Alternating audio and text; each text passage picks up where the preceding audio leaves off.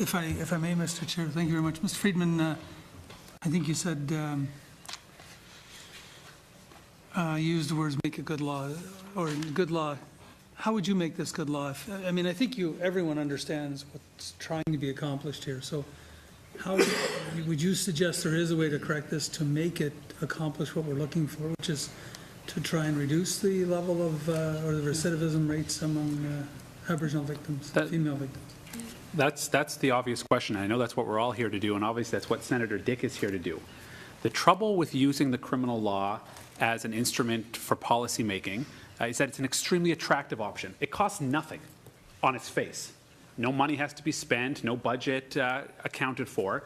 You just pass the law and you hope that it'll have the effect that you wish. This type of problem requires attention and it requires resources. It requires resources on the front end. It's interesting. Just this morning I spoke to our local Aboriginal case law worker. I was discussing my remarks with her and I asked her for her perspective. And what she said was, what we need is the resources on the education side, on the violence prevention side, on integrating our domestic violence strategies in terms of education and diversion away from simple punishment and incarceration. But counselors cost money, programs cost money, restorative justice costs money. So what I'd urge this committee is to avoid the easy lure of the quick fix. The criminal code is rarely a quick fix. This is a difficult and it is a complex problem. It will require difficult and complex solutions. Simply going to the very end of the justice system, when everything's failed at sentencing, right? That's the end of the line, and saying, we tack a little more on, that will solve the problem. In my respectful view, with the greatest of respect to Senator Dick's efforts, and they are tremendous efforts, that will not address the core cause of the problem. Thank you very much, Mr. Trevor. Senator White, can I just say this? I like to say that to all my clients that defending a case is like performing an operation for a doctor. You get the x-rays.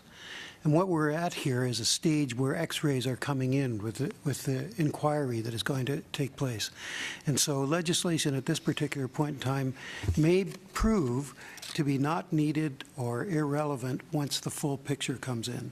And there's all kinds of help downstream in the deep end of the river, but not much help upstream, and that's where the help needs to go. That woman who is in custody, an Aboriginal woman, was probably a victim of violence, probably a victim of assault, and the child that you're also concerned about is going to be exposed to the same thing. So it's a cultural thing, especially troubling in the north. Thank you, Senator Sinclair.